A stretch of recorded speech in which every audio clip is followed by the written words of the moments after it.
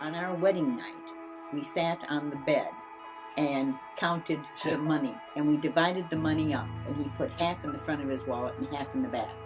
And we'd go as far as we said with what this money would take us, and then we'd turn around and come back. Except we didn't. We just kept going.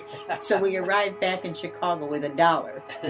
And we went to my mother's, and she gave us food to take home with us.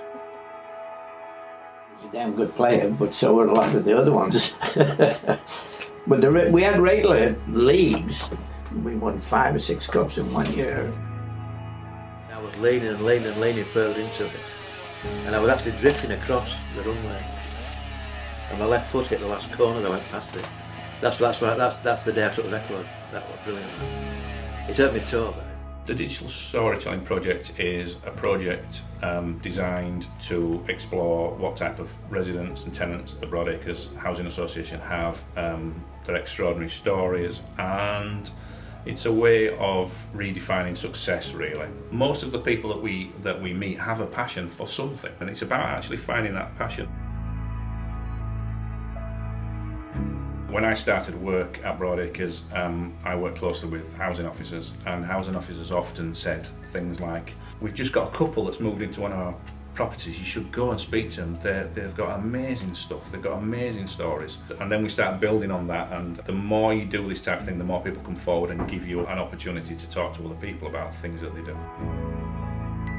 Digital stories are just a way of collecting things like photographs, film, audio, putting them together in a nice little story, a little 3-4 minute story, no longer than that. I explain what we do, and then we have a chat about whatever the story is. If people agree to it, then we go back and we scan photographs, we sit down, we talk, we do the audio recordings with them, and then put it together and take it back to them, ask them if everything's in the right order, whether or not they're happy with whatever's gone on, and edit it again until we've got sort of a final thing that people are happy with.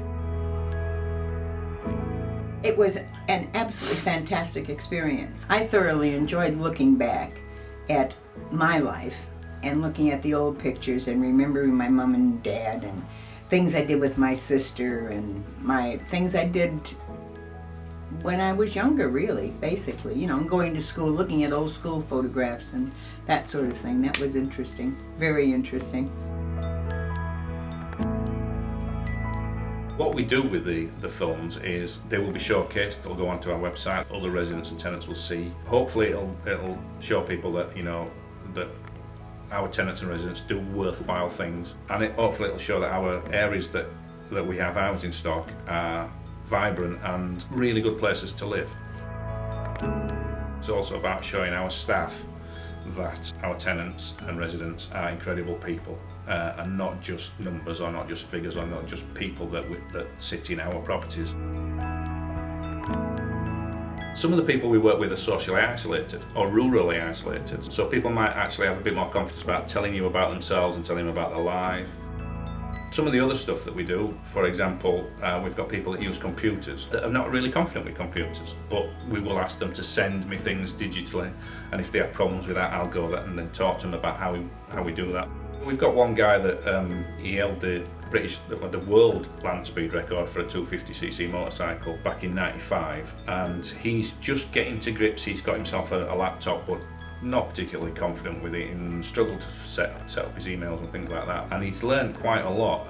The other thing that we've taught him to do is just to surf the internet, because the organisation that he represented when he broke the speed record has got a website with information on there which he's never been able to access and never seen. There's certain bits of information that he's never seen.